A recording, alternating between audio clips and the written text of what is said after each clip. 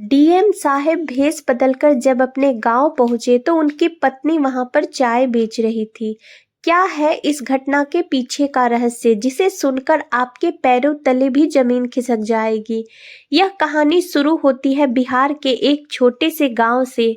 यहाँ पर रहने वाले कमलेश साहू बचपन से ही बहुत गरीबी में पले बढ़े थे। उनके पिता प्रदीप साहू मध्यम वर्गीय किसान थे और खेती बाड़ी करके मजदूरी करके अपने परिवार का पालन पोषण कर रहे थे।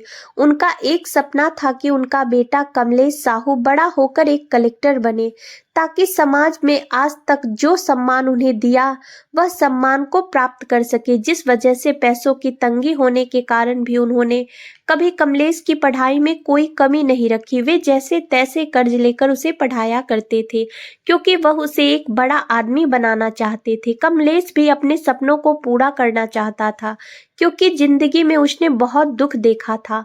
वह समझ चुका था कि इन सभी दुखों से अगर बाहर निकलना है तो एक बड़ा ऑफिसर बनना होगा, जहां पर मेरे पास गाड़ी होगी, बंगला होगा और अच्छी खासी पावर होगी, जिससे मैं पिताजी को इस पूरे गांव में सम्मान दिला सकता हूँ। लेकिन कहते हैं ना, अक्सर जब हम बड़े होते हैं तो जवानी के जोश में कोई अपना ध्यान भटका लेता है, तो कोई अपने सपनों को पूरा करने के लिए इस ओर ध्यान नहीं देता। लेकिन यहाँ पर कमलेश से एक बहुत बड़ी गलती होगी। उसके पिताजी प्रदीप साहू ने उसे कॉलेज पूरा करने के लिए गांव के एक नजदीक शहर में भेजा। कमलेश शुरू में बहुत अच्छी पढ़ाई लिखाई कर रहा था, लेकिन एक दिन कमलेश की मुलाकात पूजा से हुई। पूजा एक बहुत ऊंचे घराने की लड़की थी, बहुत पैसे वाले परिवार की लड़की थी। पूजा और कमलेश का कोई मेल नहीं था। एक अमीर परिवार से थी और एक गरीब परिवार से, लेकिन फिर भी जो विधि का विधान होता है वह तो होकर ही रहता है। कमलेश और पूजा के बीच में बातचीत शुरू हुई और समय के साथ इस बातचीत ने नजदीकियों का रूप ले लिया। 2 से 3 सप्ताह बाद कमलेश और पूजा को एक दूसरे से प्यार हो गया। कमलेश हमेशा पूजा को समझाया करता था कि हम बहुत गरीब परिवार से हैं, हमारा मिलन नहीं हो सकता। तुम मुझे पाने के ख्वाब देखना छोड़ दो, तुम्हारे लिए तो कोई राजकुमार इंतजार कर रहा होगा। तुम मेरी झोपड़ी में आकर अपना जीवन क्यों बर्बाद करना चाहती हो। लेकिन पूजा का कहना था कि मैंने तुम्हारे पैसों से नहीं, तुमसे प्यार किया है। चाहे तुम मुझे 2 वक्त की रोटी खिला पाओ या ना खिला पाओ, लेकिन मैं तुम्हारे साथ खुश रह सकती हूँ। जिसके बाद पूजा ने कमलेश के बारे में अपने घर पर बताया, जिसके बाद उसे क्रूरता की एक ऐसी घटना शुरू हुई जिसे सुनकर आपके आंखों में भी आंसू आ जाएंगे। पूजा ने जब अपने घर पर यह सब प्रेम का मामला बताया तो उसके घर वाले क्रोधित हो गए, क्योंकि कमलेश एक छोटे से गांव का लड़का था और वह मध्यम वर्गीय परिवार से था, गरीब घर से था, तो उन्हें यह रिश्ता बिल्कुल भी मंजूर नहीं था। वह किसी भी सूरत में इस रिश्ते को तोड़ना चाहते थे। जब पूजा ने यह बात कमलेश को बताई कि मेरे घर वाले नहीं मान रहे हैं और किसी भी सूरत में नहीं मानेंगे, तो दोनों ने भागकर शादी करने का फैसला लिया। लेकिन उन्हें इस बात का अंदाजा नहीं था कि वह बहुत बड़ी गलती करने जा रहे हैं। जैसे तैसे कमलेश और पूजा ने भागकर शादी तो कर ली, लेकिन इधर कमलेश के परिवार पर मुसीबत का पहाड़ टूट गया, क्योंकि उनकी बेटी को एक गरीब घर का लड़का कमलेश उठाकर ले गया था, जो छोटी जाति का था। तो पूरे समाज में उनका बहुत बड़ा अपमान हुआ, जिसके बाद उन्होंने कमलेश के घर वालों को प्रताड़ित करना शुरू कर दिया। वे चाहते थे किसी भी सूरत में उनकी बेटी पूजा का पता लगे, जिसके लिए वह कमलेश के पिता को टॉर्चर कर रहे थे। लेकिन उनका एक ही कहना था, हमें नहीं पता कमलेश और पूजा कहाँ गए हैं। लेकिन 3-4 दिन बाद वे दोनों फोन करके पुनः घर पर आ गए। लेकिन उसके बाद जो हुआ उसे सुनकर आपके भी होश उड़ जाएंगे, क्योंकि अपने घर वालों के दबाव में आकर पूजा ने पुलिस के सामने यह बयान दिया कि कमलेश उसे जबरदस्ती लेकर गया था, वह तो उससे प्यार ही नहीं करती। ऐसा बयान प्राप्त होने के बाद उल्टा कमलेश के ऊपर एक बहुत बड़ा केस बन गया और उसे हवालात में डाल दिया गया। वास्तविकता में पूजा कमलेश से बहुत प्रेम करती थी, लेकिन उसके घर वालों ने आत्महत्या की धमकी दी थी, जिस वजह से उसे ऐसा कदम उठाना पड़ा। जिसके बाद अपहरण का केस लगाकर कमलेश को जेल में डाल दिया गया और इधर पूजा को जबरदस्ती धमकी देकर दूसरी शादी करवा दी गई। जेल की हवालात में जब कमलेश ने देखा कि उसके माता पिता रो रहे हैं, उन्हें मारा गया, टॉर्चर किया गया है, तो उनकी आंखों से आंसू ही बह निकले। अब उसे प्रेम में जो धोखा मिला था, उसके बाद कमलेश को प्रेम शब्द से भी नफरत हो गई थी। वह जान चुका था कि उसने जिंदगी की कितनी बड़ी भूल की है। पिताजी मुझे कलेक्टर बनाना देखना चाहते थे, लेकिन मैंने उनकी सारी उम्मीदों पर पानी फेर दिया। जो मैंने करके दिखाया है वह वास्तव में बहुत शर्मनाक घटना है, लेकिन अब मैं चुप नहीं बैठूंगा। अब मैं एक ऐसा मुकाम हासिल करूंगा जिसके बाद जिन लोगों ने मेरे पिताजी का अपमान किया है वह उनके सामने सर झुकाएंगे। तकरीबन 1 माह तक जेल में बंद रहने के बाद कमलेश बाहर आया, जहां उसे पता चला पूजा ने तो दूसरी शादी कर ली है और वह अपने संसार में बहुत खुश है। इधर कमलेश को प्रेम पर से विश्वास उठ चुका था। कमलेश हर हाल में बदला लेना चाहता था। पूजा के घर वालों को यह बताना चाहता था कि उन्होंने उसे छोटा समझकर बहुत बड़ी गलती की है। वह जाति से या पैसों से छोटा भले हो सकता है, लेकिन अभी भी उसके पास एक मौका था।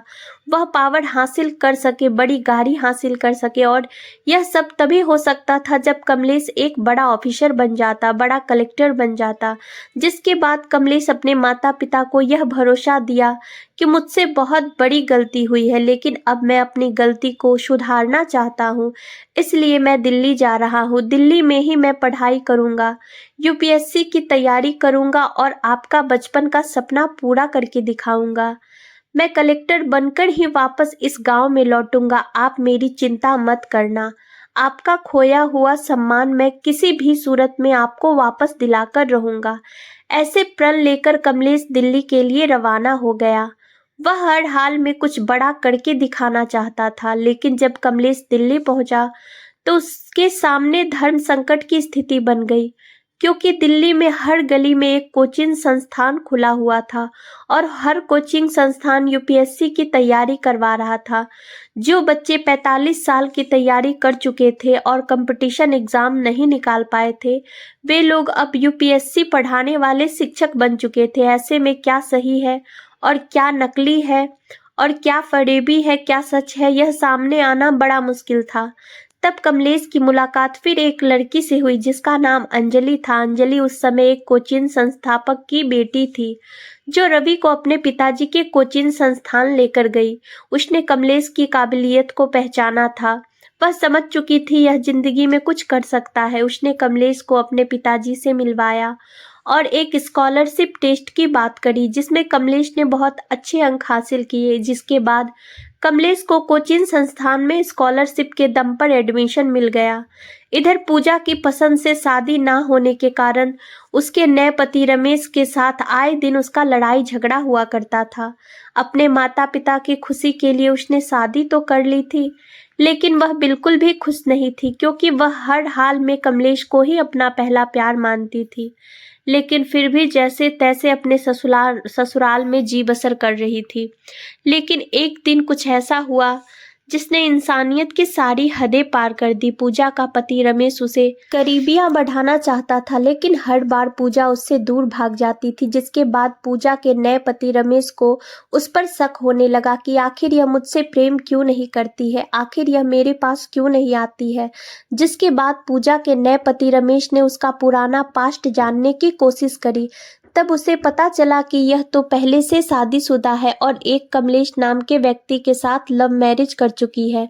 जिसके बाद उसका गुस्सा 7वें आसमान पर था। उसने यह बात अपने पूरे परिवार को बताई और परिवार वालों ने पूजा के माता पिता से बातचीत करी। अगर आपकी बेटी का पहले से विवाह हो चुका था तो आपने हमें यह बात क्यों नहीं बताई, आपने हमारे बेटे की जिंदगी इस तरह से बर्बाद क्यों करी। जिसके बाद बातों को जैसे तैसे संभाल लिया गया, लेकिन अब पूजा के पति रमेश को पूजा में बिल्कुल भी इंटरेस्ट नहीं था। वह उससे पीछा छुड़ाना चाहता था। एक दिन पूजा और रमेश के बीच में इतना भयंकर लड़ाई झगड़ा हुआ कि पूजा और रमेश एक दूसरे से दूर हो गए। अब पूजा अपना सारा सामान लेकर अपने घर आ गई, लेकिन फिर उसे एक और झटका लगा। पूजा के माता पिता ने भी उसे स्वीकार करने से इनकार कर दिया। उसका कहना था तुम्हारे बुरे कर्म ही तुम्हारी दुर्गति लेकर आए हैं। अगर शुरू से तुम हमारे अनुसार चलती तो आज तुम यह दिन नहीं देखती।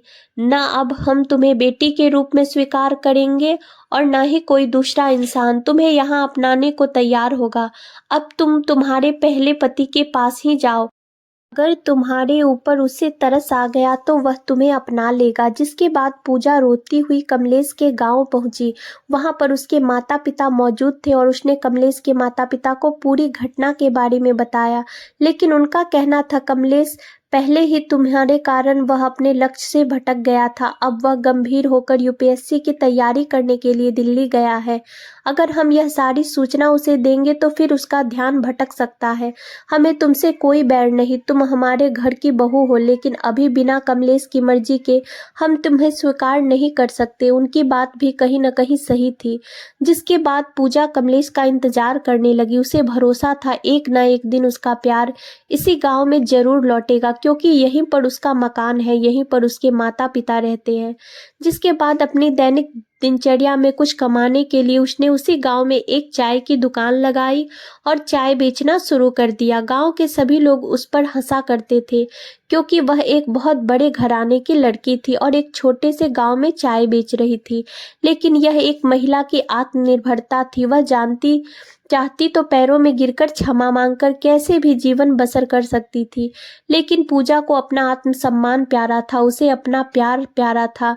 उसने कमलेश का इंतजार किया और उसी गांव में चाय बेचने का काम किया। समय के साथ उसकी दुकान बहुत अच्छी चल रही थी और वही किराए का मकान लेकर अकेली ही पूजा अपना जीवन यापन कर रही थी। जहां वह राज महल में राज करती थी, अब एक छोटे से किराए के मकान में रहती थी। लेकिन इंतजार था कि एक दिन कमलेश जरूर लौटेगा। इधर कमलेश दिल लगाकर यूपीएससी की पढ़ाई कर रहा था। उसके सामने कोई भटकाव नहीं था। उसकी जिंदगी का एक ही लक्ष्य था, पूजा के माता पिता से बदला लेना। लेकिन उसे इस बात का अंदाजा नहीं था कि प्रकृति पहले ही उसके साथ अन्याय कर चुकी है और पूजा को भी उसके बयान पलटने का बहुत बुरा परिणाम मिल रहा है। लेकिन इधर जब यूपीएससी का रिजल्ट आया तो पूरे देश भर में कमलेश ने एक बहुत अच्छी रैंक हासिल करी और उसे कलेक्टर के पद से सम्मानित किया गया। वास्तव में यह कमलेश की और उसके पिताजी की बहुत बड़ी जीत थी, क्योंकि वह बचपन से उसे कलेक्टर बनने का सपना देख रहे थे और इसी सपने को पूरा करने के लिए उन्होंने भले कर्ज ले लिया, लेकिन कभी भी अपने बेटे को हारने नहीं दिया। जब कमलेश से गलती हुई, वह प्यार के जाल में फंस गया, तो उन्होंने तब भी उसका साथ नहीं छोड़ा, क्योंकि वह अपने बेटे की काबिलियत को जानते थे। उन्होंने कमलेश को दिल्ली भेजा और उसी का परिणाम था कि आज वह एक कलेक्टर बन चुका था। यह खबर जब चारों ओर फैली तो सबके होश उड़ गए। एक छोटे से गांव का गरीब घर का लड़का आज कलेक्टर बन चुका था। उसके पास बड़ी गाड़ी थी, सरकारी आवास था, पावर थी, सब लोग उसे सलाम कर रहे थे। यह नज़ारा देखकर कमलेश के पिताजी की आंखें भर आई। जब वह उससे शहर में मिलने गए तो पूजा के साथ हुए पूरे घटनाक्रम के बारे में बताया कि किस प्रकार वह हमारे घर आई थी। उसे अपनी गलती का एहसास, उसका पूर्व पति रमेश उसे छोड़कर जा चुका है, अब तुम ही उसकी आखिरी उम्मीद हो।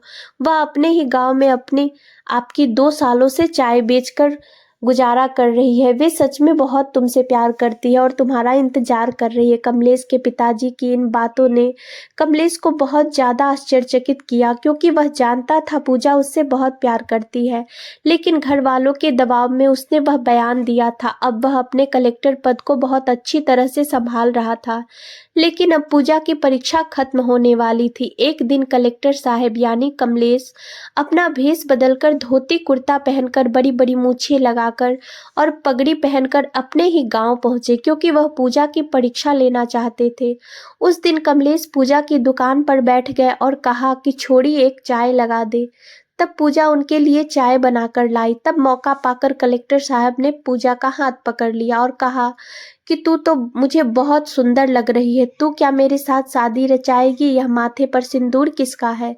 यहाँ तो तेरा कोई पति नहीं दिखाई देता, तू किसके नाम का सिंदूर लगाकर बैठी है? तब पूजा ने उसका हाथ झटका और गुस्से में आंख दिखाते हुए कहा कि मेरे पति हैं, उनका नाम कमलेश है और वह इसी गांव के हैं। कलेक्टर बनकर लौटेंगे तो तुम्हें तुम्हारी औकात दिखाएंगे। यह सब जवाब सुनकर कलेक्टर साहब की आंखें भर आई।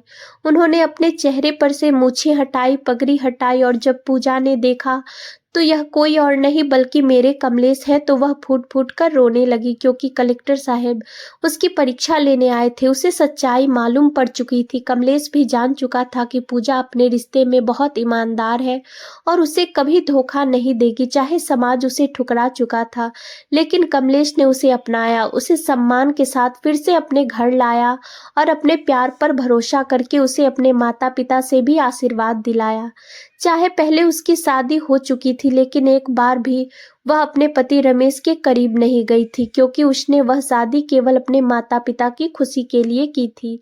यहाँ पूजा की कोई गलती नहीं थी। अगर कोई दूसरा इंसान होता तो उसे अपवित्र समझकर छोड़ सकता था, उसकी बुरी हालत पर हंस सकता था कि तूने मुझे छोड़ा था, देख तेरा क्या हाल हुआ। लेकिन कमलेश के अच्छे संस्कारों ने कभी भी उसे ऐसा करने की परमिशन नहीं दी। उसके माता पिता ने उसे भले ही गरीब स्थिति में रखा, लेकिन संस्कार और सोच बहुत अच्छी थी, जिसका परिणाम था कि फिर से विवाहित महिला को भी उसने अपनाया और उसे अपनी पत्नी बनाया।